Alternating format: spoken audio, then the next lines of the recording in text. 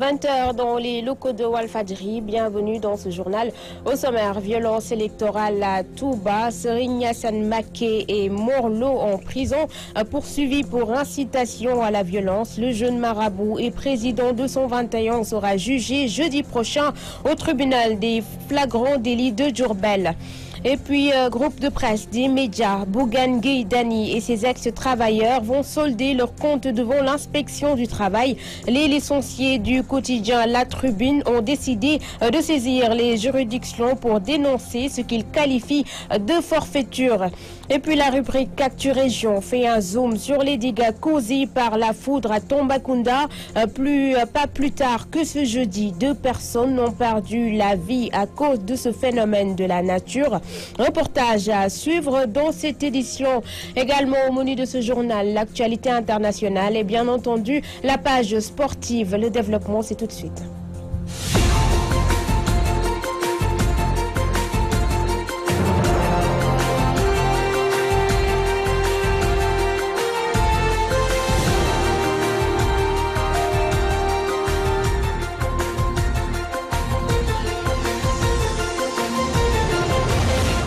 Bonsoir à tous. Comme je vous le disais en titre, poursuivi pour incitation à la violence, Serigne Assane Mbacké a été placé sous mandat de dépôt. Le petit-fils de Serigne Falilou Mbacké retourne à la prison de Diourbel où il a déjà séjourné. Pour son avocat, le jeune marabout aurait dû recevoir des félicitations pour avoir sauvé le vote à Touba, contrairement à l'administration qu'il qualifie de corrompue. Maître El Hadji Diouf est avec Mamadou Matar Sarr. Parfaitement que Serigne Assane Mbacké n'a aucune responsabilité dans les faits qui se sont produits dans le centre de vote de Cheikh, de la bibliothèque Cheikh Abdoul-Ahad Mbacké. Donc, nous n'avons pas peur, nous sommes à l'aise pour plaider ce dossier. Le procureur a renvoyé l'affaire au jeudi prochain. Je ne sais pas si quelque part on souhaite humilier Serigne Assane Mbacké parce qu'il demeure un militant convaincu du Parti démocratique sénégalais. Mais il n'a absolument rien à se reprocher. Donc, ses talibés, ses camarades de parti, ses frères de parti peuvent être tranquilles. Serigne Assane Mbacké n'a rien fait et n'a absolument rien. Et lorsqu'il avertissait, il n'était pas dans le centre de vote où il y avait déjà saccage.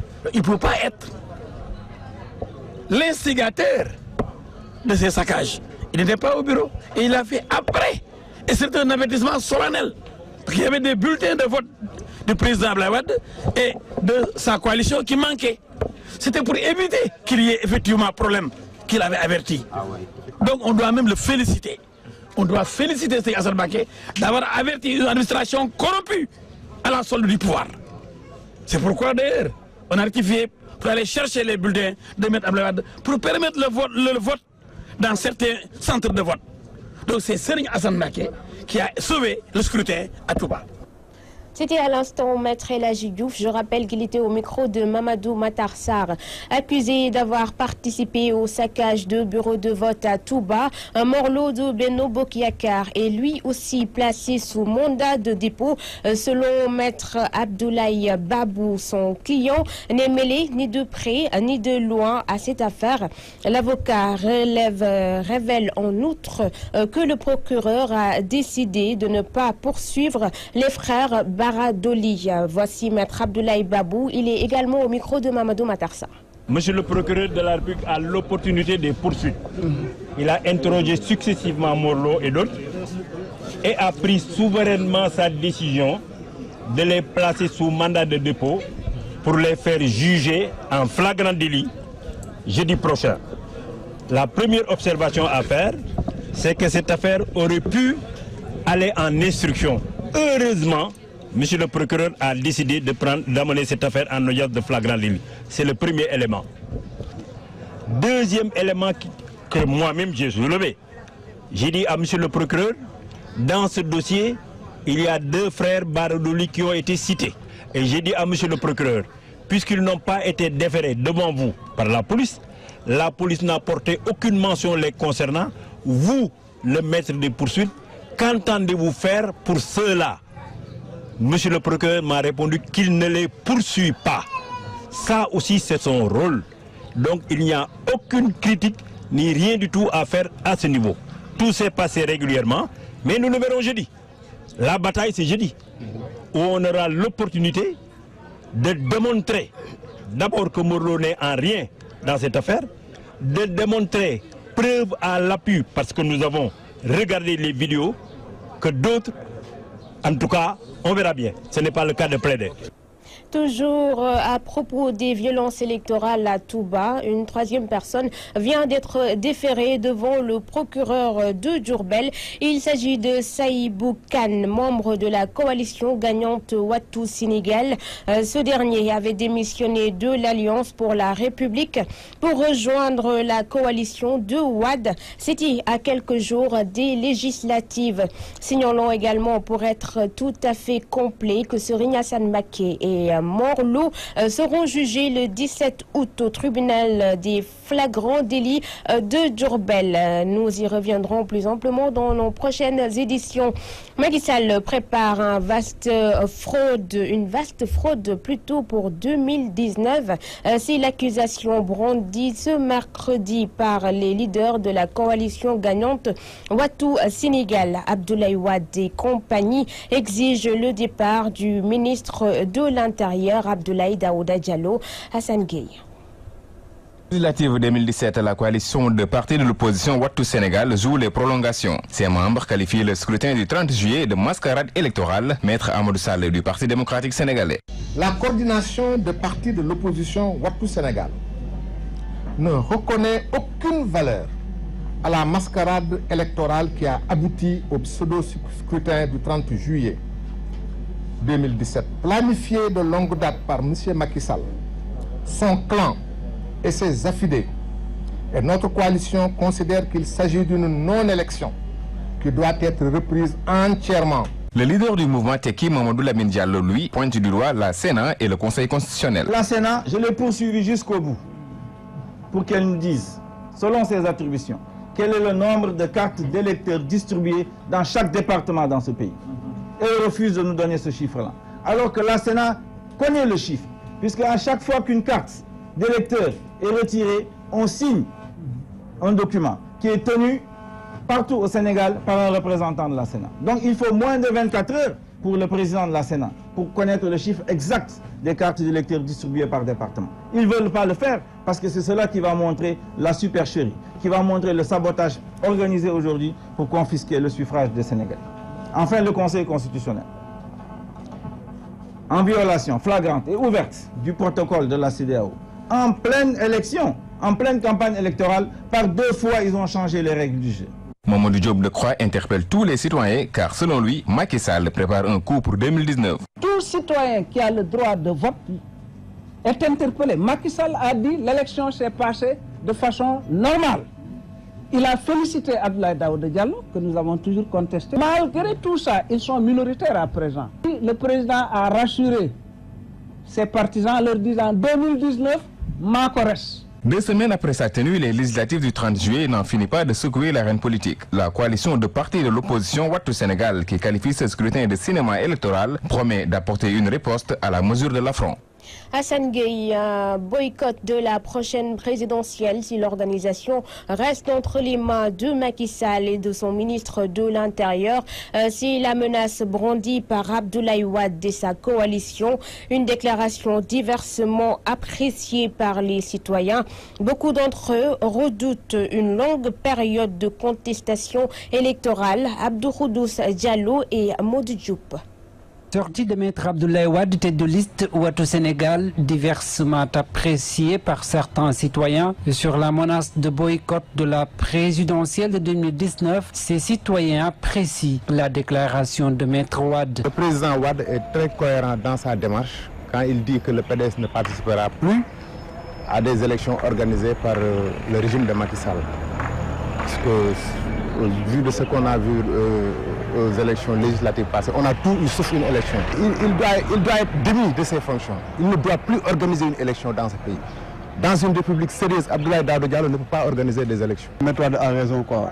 Parce que pour organiser les élections, il faut que tu dois un homme neutre. Tout le contraire chez Idi Diédhiou. Moi, je ne partage pas cet avis parce que pour moi, donc, durant son magistère, donc, on a connu de telles situations. Je ne partage pas cet avis. Pourquoi? Parce que le régime actuel doit certainement prendre les choses en main pour quand même essayer de rectifier quand même les couacs qu'ils ont connus durant les élections précédentes. Mais ce septagénaire tente d'expliquer le sens de la déclaration. Les élections à présent, je suis entièrement d'accord avec lui. Eux, ils l'ont fait en 2012. Ils ont fait des marches, ils ont fait tout. Ils ont brûlé Dakar. Pour que Ousmane Ngom n'organise pas les élections en 2012. Abdoulaye Wade a cherché Cheikh Gueye pour le nommer ministre chargé des élections. C'est lui qui a organisé les élections en 2012. Un ministre chargé des élections. Pour 2019. À l'heure où le pouvoir se félicite de l'organisation des législatives, l'opposition n'entend pas laisser le ministre de l'Intérieur organiser la présidentielle de 2019. Ces deux attitudes ouvrent une période de contentieux qui risque de durer pendant toute la période qui nous sépare de 2019. Les ex-travailleurs du quotidien La Tribune ont déposé une plainte à l'inspection du travail pour dénoncer ce qu'ils appellent une forfaiture au sein du groupe des médias. Le secrétaire général de la section Saint-Pix des médias révèle que la bataille sera rude et toutes les juridictions compétentes seront saisies. Cherdang, secrétaire général Saint-Pix des médias, est avec Radissila. On a tenu cette conférence de presse pour dénoncer ce que nous considérons comme une forfaiture, une situation dramatique que traverse le groupe des médias, un jeune groupe que son PDG a volontairement plongé dans une situation inconfortable. Pour la simple et bonne raison qu'on a installé une section Saint-Pix le 14 juillet dernier. Suite à cette installation, la direction générale a pris un certain nombre d'actes allant dans le sens de museler la section syndicale. Donc la direction générale et son PDG ont affiché une volonté manifeste d'annihiler toute action de la section syndicale. Le premier acte qui a été posé, c'est d'avoir arrêté de manière abusive et unilatérale le contrat de 2 jeunes reporters. Et après l'installation de la section syndicale, moins d'une semaine, on leur a notifié que leur contrat prenait fin en fin juillet. C'est une violation grave parce qu'ils avaient signé des CDD de 2 ans. C'est pire, la direction a falsifié, je pèse bien mes mots, falsifié parce qu'ayant imité la signature des reporters pour créer un contrat de type nouveau au Sénégal. Sur le plan syndical, on nous va mener toutes les formes de lutte syndicale que la loi nous permet. L'autre aspect, on se réserve le droit en tant que syndicat et individuellement en tant qu'employé de porter plainte devant l'inspection du travail et parallèlement ou concomitamment au niveau du tribunal du travail. Cheikhouna Dian tourne définitivement le dos à l'UNACOIS Diapo, dont il était membre du comité directeur. Il dénonce ainsi la gestion de la structure dont les instances tardent à être renouvelées. Voici Cheikhouna Dian, il est au micro de Fatou Bintou Diouf. On avait demandé à M. Thiam d'aller en Assemblée générale. C'est ce qui nous avait poussé à aller en Assemblée générale extraordinaire le 22 avril 2011. J'étais le secrétaire élu. De bout en bout, c'est moi qui avais conduit cette Assemblée générale. Depuis le 22 avril 2016, le bureau avait été élu pour 5 ans. Entre-temps, le corps de Idi Thiam est allé en Assemblée générale le 16 juillet 2011. Renouvelé ensuite le 15 décembre 2015. Nous étions élus pour 5 ans. Normalement, nous devions aller en Assemblée générale. Cheikh Tidiane Gueye, qui a été élu comme secrétaire général, le mandat étant expiré, jusqu'à nos jours, on n'a pas renouvelé. Je vois mal quelqu'un se dire secrétaire général. Il n'a jamais été élu au niveau de l'Assemblée générale. Et jusqu'à présent, il n'y a eu aucun renouvellement. L'UNACOIS Diapo, en dehors de l'Assemblée générale, c'est le comité directeur qui fixe les orientations. Mais c'est le bureau exécutif qui les exécute. C'est comme ça que l'UNACOIS Diapo fonctionne. Donc, entre 2 assemblées générales, c'est le comité directeur qui est souverain. Mais moi, j'ai dit à plusieurs reprises, je les ai poussés pour aller en Assemblée générale. Peut-être que ça les arrange de ne pas aller en Assemblée générale, ça les arrange. Mais en tout cas, moi, personnellement, je ne peux plus continuer du fait que mon mandat est arrivé à terme. Forum du Copega à Kaolack, les producteurs d'arachides attirent l'attention des autorités sur un accord entre la Gambie et la Chine et qui permet aux Chinois d'acheter de l'arachide à Banjul sans payer de taxes. Pour eux, cela peut être source de difficultés pour la filière arachidière. Reportage à Alassane Ba. D'arachide sous l'égide du collectif des producteurs et exportateurs de graines d'arachide Copega en conclave à Kaolack pour échanger sur la filière arachidière au Sénégal. Venu officier l'ouverture de ce deuxième forum et interpellé sur la réduction de taxes qui s'élève à 40 francs par kilogramme sur les exportations, l'adjoint au gouverneur rassure et dit que l'État porte une oreille attentive aux producteurs. Elle a toujours été dans l'oreille attentive des autorités. L'arachide, comme je l'ai dit tout à l'heure, nous devons concilier deux impératifs, deux objectifs. Il s'agira pour l'État du Sénégal de trouver un juste milieu entre les besoins de nos huileries, mais également les besoins des exportateurs. La ratification d'un accord de libre-échange sur les produits agricoles entre la République de Chine et celle de la Gambie s'annonce comme source de difficultés sur la filière. Habib Thiam, président du Copega, attire l'attention des autorités. Je pense que les autorités sont déjà averties. Ils sont déjà conscients des problèmes qui peuvent survenir parce qu'ils sont mieux placés sur le plan macroéconomique pour savoir quels sont les impacts que ça peut poser quand même sur la balance de paiement et la balance de commercial. Non, moi j'ai toujours dit que la Gambie et le Sénégal c'est deux pays mais avec un seul peuple. C'est-à-dire qu'il y a cet embrasement culturel entre le Sénégal et la Gambie de telle sorte que si tel était le cas, ça va être très difficile quand même de freiner une certaine évasion des graines sénégalaises. Ça va être très difficile. Cette donne-là, cette éventualité, si jamais ça se concrétise, les autorités vont prendre des mesures idoines à temps réel pour pouvoir bloquer cette situation et stabiliser cette dynamique que connaissent les exportations et la filière arachidière. Pour rappel, ce forum du Copega qui en est à sa deuxième édition et qui a pour thème pour une filière arachidière compétitive à l'exportation est un cadre d'échange sur les questions spécifiques inscrites dans l'agenda et de renforcement des capacités de ses membres. Kaolack, Alassane Ba, Abdoulaye Dia, Walfadjri. Merci à vous, Al-Hassan Ba. À présent, Actu Région qui fait un zoom sur ce danger que représente la foudre pour les populations de Tomba. D'ailleurs, elle a déjà fait plusieurs victimes depuis le début de l'hivernage. La situation est inquiétante et repose le débat sur l'absence de paratonnerre dans cette partie du Sénégal. Alassane Diallo.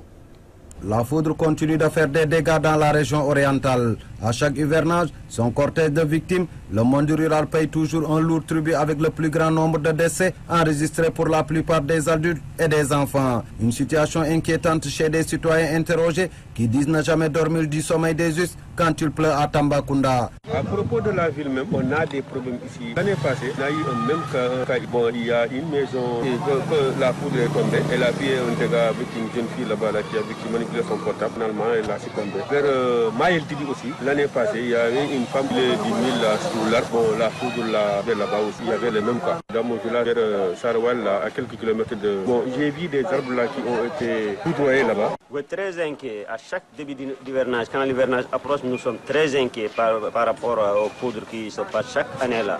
L'année passée, vous avez vu, sous cet arbre que je vous parle là, le foudre était tombé sur cet arbre et ça avait brûlé presque tout cet arbre là. Vous avez vu dans le monde rural, chaque année, les gens entendent la même chose. Si il pleut, nous ne pouvons pas dormir parce que l'éclair vraiment qui longueur de la nuit, bon, rendement de tonnerre à ne pas finir.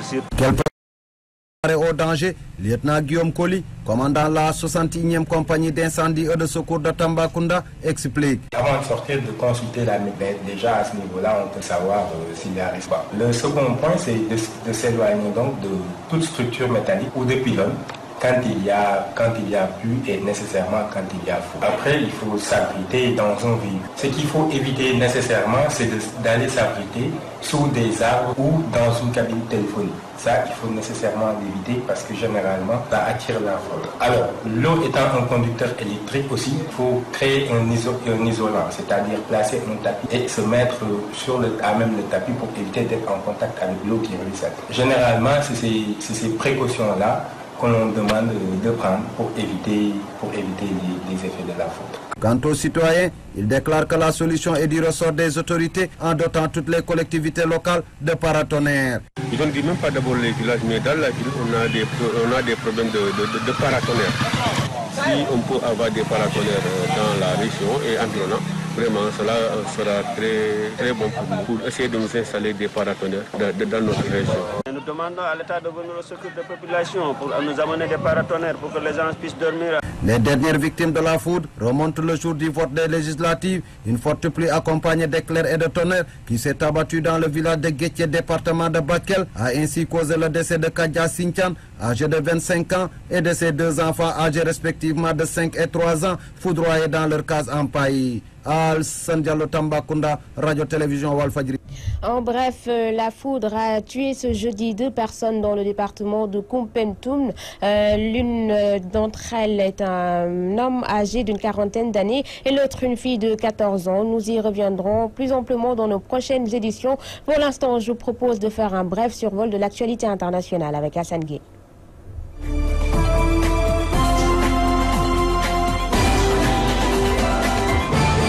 Présidentielle kenyane, la commission électorale a déjà prévu que la proclamation des résultats ne pourra pas intervenir avant vendredi. Le président sortant Uhuru Kenyatta était donné largement en tête aux résultats partiels. Mais la coalition de l'opposition kenyane a exigé de la commission électorale qu'elle déclare son candidat Raila Odinga vainqueur de l'élection présidentielle, a déclaré Musalia Mudavadi, l'un des leaders de l'opposition, lors d'une conférence de presse à laquelle Raila Odinga était également présent.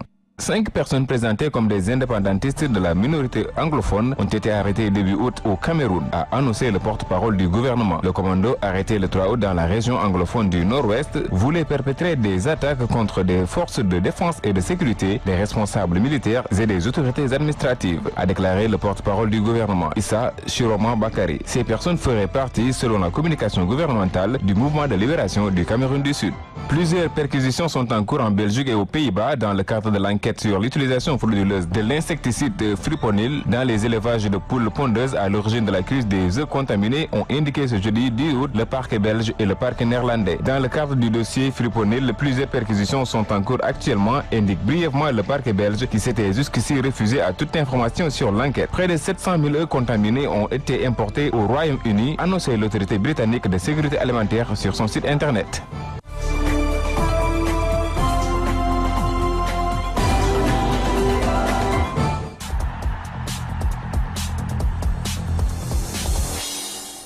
Football, l'équipe nationale de football du Sénégal a reculé de 4 places dans le classement FIFA ce jeudi, passant de la 27e à la 31e place entre les mois de juillet et d'août, rapporte le site officiel de l'instance dirigeante du football mondial.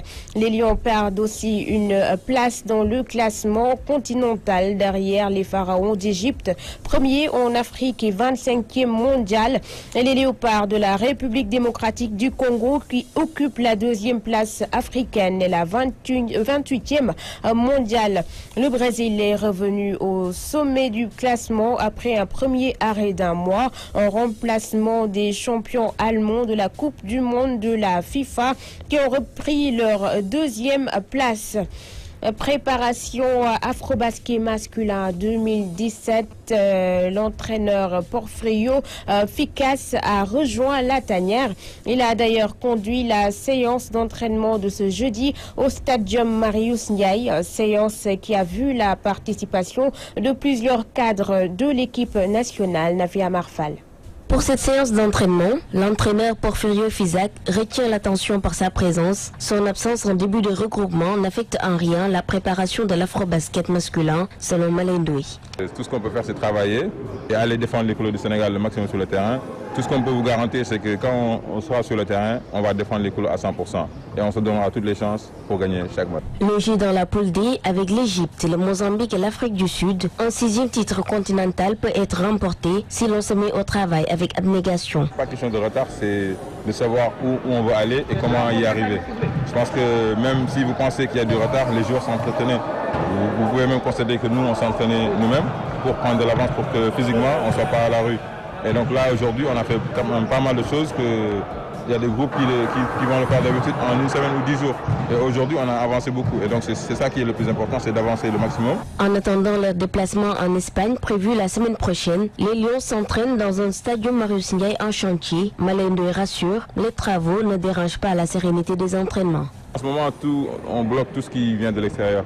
Pour nous, ce qui nous intéresse, c'est d'avancer, de travailler et de gagner, comme je dis, le travail d'équipe. Donc même si on devait s'entraîner dehors, on allait s'entraîner dehors.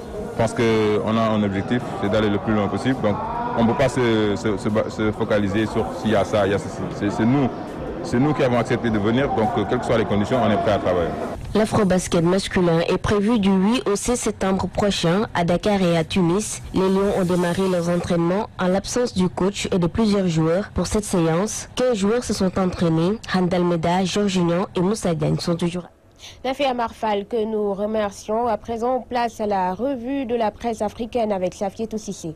Bonsoir. Face à l'ultimatum de la plateforme, IBK invoque le consensus et l'apaisement. Par cette information, Maliweb revient sur la crise politique qui secoue le Mali. Depuis, le pouvoir a décidé de réformer la constitution et nos confrères maliens décrivent alors que pour défendre sa position intraitable sur le maintien de son projet de révision constitutionnelle, le président de la République, Ibrahim Boubacar Keïta, a fait de son cheval de bataille l'application de l'accord pour la paix et la réconciliation au Mali. Une classe politique qu'il sera par contre difficile à réconcilier, c'est celle du Kenya qui sort d'une élection présidentielle vivement contestée par l'opposition. Élection kenyane, ça recommence, s'exclame l'observateur Palga. Ça commence, ou plutôt ça recommence, écrit Arnaud Ouedraogo. Il ajoute que ce qu'on craignait en effet au sujet des élections générales au Kenya est malheureusement en train de se dessiner. 24 heures après la tenue du scrutin, les premiers signes d'une contestation post-électorale sont apparus après l'annonce de tendances lourdes par l'IBC. En attendant, les propos du leader de l'opposition font craindre le pire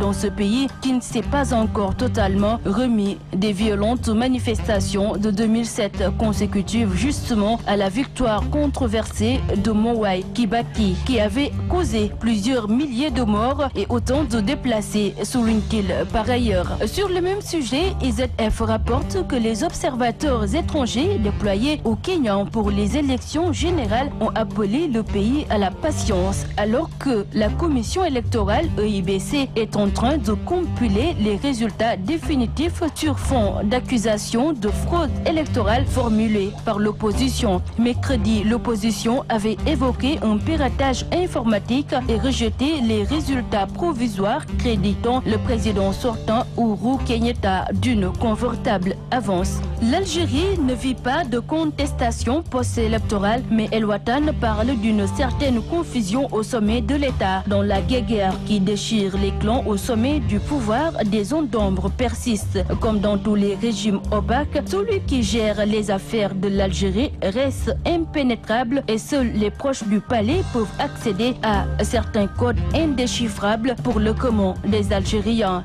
Mais dans cette joute où les moyens de communication conventionnels laissent place à l'intrigue, les attaques au-dessous de la ceinture et à l'énigme, il y a un élément clé que chacun essaie de tirer vers soi. Les deux principaux protagonistes, incarnés publiquement par Abdelmajid Tebboune d'un côté et Ali Haddad de l'autre, se réfèrent tous à un même homme, le président Abdelaziz Bouteflika, quasiment absent de la scène politique depuis les élections législatives du 4 mai dernier, qui est au centre du débat. Et à chacune de leur sortie, les deux camps se disent être envoyés par le président. Tebboune poursuit El Watan, clame à tous ses visiteurs que c'est le président qui m'a demandé de séparer l'argent de la politique. À date, et ses soutiens sont également formels. Nous soutenons le président de la République, disent-ils. Puis, un autre seuil a été franchi mardi avec la publication de cette instruction que personne n'a vue en réalité, qui sonne donc comme un rappel à l'ordre du président au Premier ministre. Jeune Afrique, de son côté, annonce que l'homme d'affaires congolais et gendre du président angolais José Eduardo dos Santos a lancé ce jeudi un mouvement citoyen pour sauver, dit-il, la RDC en 2017. A rappelé que syndicat Dokolo est depuis le début de l'année 2017 ouvertement critique envers le président Joseph Kabila, dont le dernier mandat constitutionnel a expiré en décembre 2016 sans que des élections n'aient été organisées pour lui désigner un successeur. Togo, Fournier-Simbe écoutera-t-il la voix de Dieu pour libérer Pacha, s'interroge ici Lomé. La réconciliation nationale passerait-elle finalement par la libération de Pacha Gnassingbé, le demi-frère du chef de l'État incarcéré depuis 2009 pour atteinte à la sûreté intérieure de l'État, s'interroge mon confrère. Oui, répond l'apôtre William Tété. L'affaire avait l'air d'un scénario hollywoodien. Pacha Gnassingbé, condamné à 20 ans de prison par la Cour suprême de Togo pour avoir fomenté un coup d'État en avril 2009